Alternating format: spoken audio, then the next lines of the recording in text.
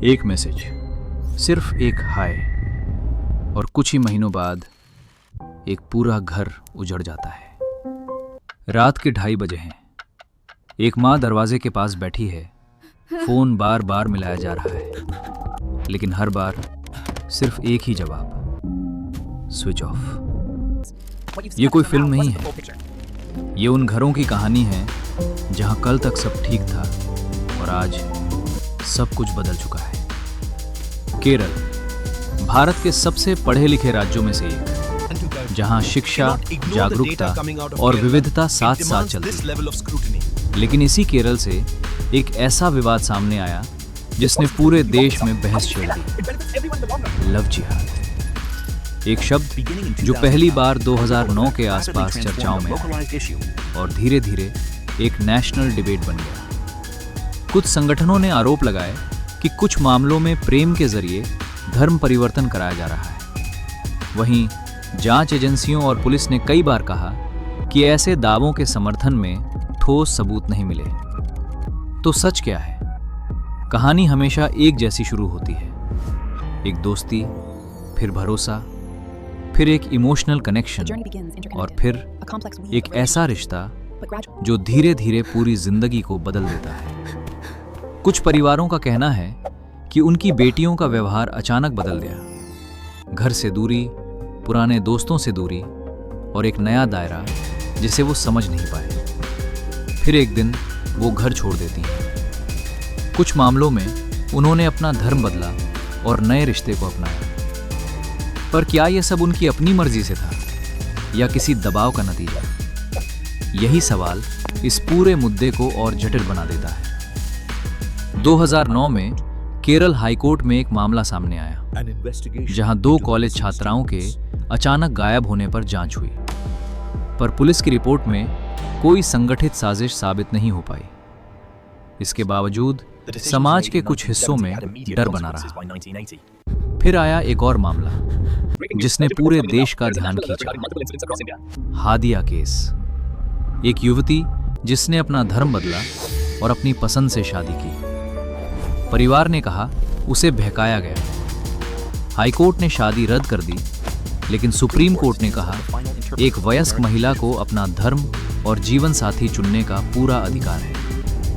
एक ही कहानी, 2 अलग नजरिए।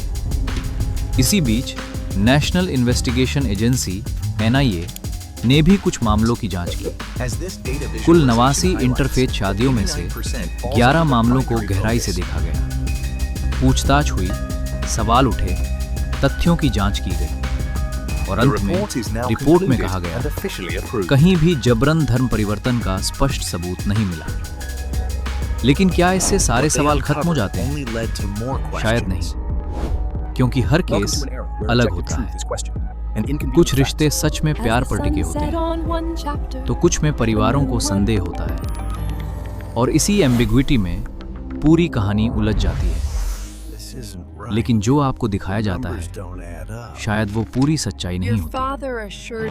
और शायद इसी वजह से आज के समय में लोग सिर्फ सच्चाई ही नहीं बल्कि अपने लिए नए मौके भी ढूंढ रहे हैं। अगर आप भी घर बैठे कुछ एक्स्ट्रा अर्निंग के ऑप्शंस एक्सप्लोर करना चाहते हैं तो डिस्क्रिप्शन में एक लिंक दिया गया है। ये एक सिंपल प्लेटफॉर्म है जहां आप कुछ बेसिक क्वेश्चंस और टास्क कंप्लीट करके रिवॉर्ड्स अर्न कर सकते हैं। काफी लोग इसे साइड इनकम के रूप में ट्राई कर रहे हैं, लेकिन ध्यान रखें, अर्निंग हर व्यक्ति के लिए अलग हो सकती है। अगर आप इंटरेस्टेड हैं तो लिंक डिस्क्रिप्शन में है, आप खुद जाकर चेक कर सकते हैं। अब वापस आते हैं इस कहानी पर। इस पूरे विवाद में एक नाम और सामने आया, PFI, यानी पॉपुलर फ्रंट ऑफ इंडिया। कुछ रिपोर्ट्स में आरोप लगे कि इस संगठन से जुड़े कुछ लोग धर्म परिवर्तन में मदद कर रहे थे। लेकिन इन आरोपों को लेकर भी कोई बड़ा आपराधिक षड्यंत्र साबित नहीं हो पाया। PFI ने इन सभी आरोपों को खारिज किया और इसे एक गलत नैरेटिव बताया। इधर मीडिया में ये मुद्दा और बड़ा होता गया। कुछ चैनलों ने इसे खतरे के रूप में दिखाया तो कुछ ने इसे अफवाह बताया। सोशल मीडिया पर हर दिन नई कहानियां वायरल होने लगी और इसी शोर में सच और भी धुंधला The हो। official story, much like these लेकिन इस पूरी files, बहस was के deliberately बीच obscured. सबसे ज्यादा असर किस पर पड़ा? उन परिवारों पर जो जवाब ढूंढ रहे हैं। एक माँ जो आज भी हर रात दरवाजा खुला रखती है, इस उम्मीद में कि शायद उसकी बेटी लौट आए। एक पिता जो हर अनजान नंबर उठाता है, इस डर और उम्मीद के बीच कि शायद वो उसी की आवाज हो। हर आंकड़े के पीछे एक इंसान होता है, Behind कहानी every होती है data point lies a और एक human दर्द story. जो कभी हेडलाइंस में नहीं आता। तो क्या केरल फाइल्स जैसी कहानियां पूरी सच्चाई दिखाती हैं, या फिर सिर्फ एक हिस्सा? शायद जवाब इतना आसान नहीं है, क्योंकि सच ना पूरी तरह काला होता है, ना सफेद। वो कहीं बीच में होता है, जहां फैक्ट्स, इमोशंस, बिलीफ्स सब एक साथ मिल जाते हैं। इसलिए जरूरी है ना अंधा भरोसा, ना अंधा इनकार। सवाल पूछना, समझना और खुद सच्चाई तक पहुंचना, क्योंकि आज के समय में सबसे खतरनाक चीज झूठ नहीं है, बल्कि आधा सच है। तो अगली बार जब आप कोई वायरल कहानी देखें, एक पल रुकिए और खुद से पूछिए, क्या मैं पूरा सच जानता हूं, या सिर्फ उसका वो हिस्सा जो मुझे दिखाया गया है? क्योंकि सच कभी दिखाया नहीं जाता, उसे ढूंढना पड़ता है।